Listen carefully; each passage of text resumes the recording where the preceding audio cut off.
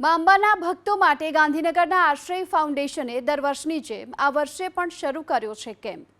અંબાજી જતા પદયાત્રીઓ માટે વિવિધ સુવિધાસભર આ કેમ્પ યોજવામાં આવ્યો. આશ્રય ફાઉન્ડેશન સેવા કેમ્પ ગાંધીનગરનો આ સૌથી મોટો સેવા કેમ્પ છે. પદયાત્રિકો માટે 24 કલાક ચા નાસ્તાની સેવા અહીં આપવામાં આવે છે, તો 200 વ્યક્તિને સૂવા માટે, નહાવા માટેની પણ વ્યવસ્થા કરવામાં આવી છે.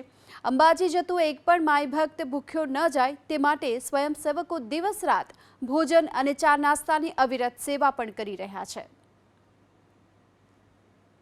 આશ્રય ફાઉન્ડેશનના બેનર નીચે જે એક ટ્રસ્ટ બનાવ્યું છે અને એના નીચે અમે સેવાકીય સંસ્થા દ્વારા આજે પગપાળા અંબાજી જતા પદયાત્રીઓ માટે એક બહુ મોટું સેવાકીય કેમ્પનું આયોજન કર્યું છે, જેમાં અમે 501 માણસની રહેવાની વ્યવસ્થા, સવાર સાંજ એમને જમવાની વ્યવસ્થા, આખો દિવસ એમને નાસ્તો, ચા, કોફી અને નાવા ધોવાની અને તમામ વ્યવસ્થાઓ દ્વારા આશ્રય ફાઉન્ડેશન દ્વારા અમારા યુવાન સાથીઓ અમે 21 છીએ અને વિવિધ સંસ્થાઓ રોજે રોજ સેવા આપવા અમે આવી રહી છે. જેમ કે લાયન્સ ક્લબ દ્વારા અમને મેડિકલ કેમ્પ, તો 24 કલાક અમારું દવાખાનું પણ અહીંયા ચાલુ છે. એમ વિવિધ સંસ્થાઓ પણ એના વોલેન્ટિયરો અમને સતત સેવા પૂરી પાડી રહ્યા છે ગાંધીનગરના યુવાનો.